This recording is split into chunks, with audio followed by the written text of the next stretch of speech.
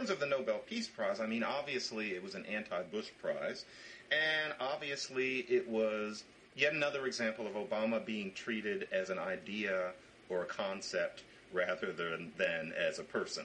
To give him a prize based on what you think about when you watch him and what his intentions are is something that is typical of that phenomenon. It's interesting, I was in Norway in 2006 when Obama was not quite the big deal that he would become the following year, and even less so in Europe.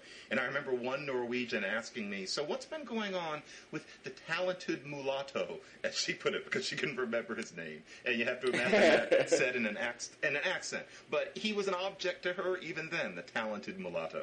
And to give him a Nobel Prize now is giving it, again, to the talented mulatto and what he stands for. And we'll see what actually happens. Well, and I think it's knows an action. Too.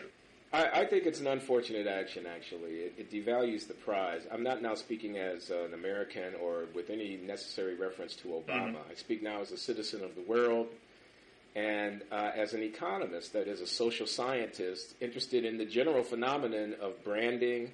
How do you create out of nothing the idea that some assessment, evaluation, or opinion is worth taking into account? You know, a prize, you know, the Pulitzer Prize, the Nobel Prize in Literature, you know, these kind of things, a National Book Award, you know, prizes. They're interesting phenomena because, you know, a group of people get together, a committee or something, more or less august, and they decide to anoint. And then the rest of us actually genuflect on the basis of how they've anointed. You know, we go around saying so and so winner of the XYZ prize. We honor them. You know, we raise the honorarium we pay when they come around to speak. We, you know, etc. So we acknowledge the value of the prize having been awarded. Therefore, managing prizes, you know, giving them out in such a way that their value persists over time, that becomes an interesting problem.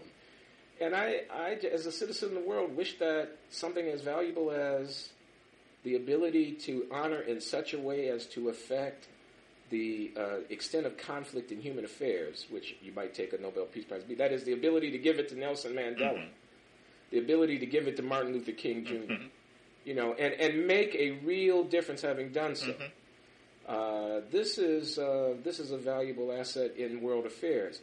And so to have the motive for giving become suspect, to have the act of giving get embedded within some partisan and relatively narrow framework or spectrum of opinion, and the prize then becomes an expression of just that spectrum and not anything else, to me that's a mistake. I mean, it would be a little bit like, and please forgive me for putting it this way, but it comes naturally to mind. It'd be a little bit like giving it to a black person, an African physicist, because it never been given to an African before. Yeah. And we're going to give a Nobel Prize to an African physicist, but say the person hadn't yet discovered any really fundamental physical law. But, I mean, was a very brilliant physicist, likely at perhaps some point in the future to discover It's a perfect example. That would be bad. Yes, it would be bad. And it would be more about the giver than the givee. It would be the giver showing that they are a person of heightened moral awareness. And that underlies so very much of what we as human beings do in terms of giving out Nobel Prizes, in terms of how we feel about race issues, in terms of the basic human propensity to gossip, in terms of, you know, commenters on blog sites and things like that. And so, yeah, it's there. And I'm sure that the Norwegian, you know, Nobel Prize Committee feels very good about themselves at this point. And they enjoy being united in their intelligent hatred of George Bush. And now here we move on. And unfortunately, the talented mulatto had to be the target of their quest to feel good about themselves again after already having given the prize to Jimmy Carter for a very similar reason. And so it goes. And here we are in our country dealing with real things. And, you know, I think the most refreshing thing is that, you know, whether he won a prize or not, with Obama, it's such a joy to see a president who is reflective and making an effort to actually comprehend the nation's affairs in detail.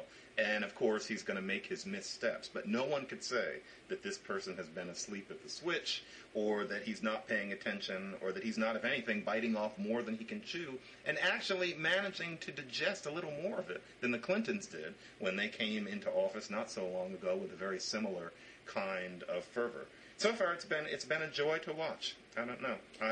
Yeah, well, we're intellectuals, so we want our president to be an intellectual. As that, we feel reaffirmed by that. Mm-hmm.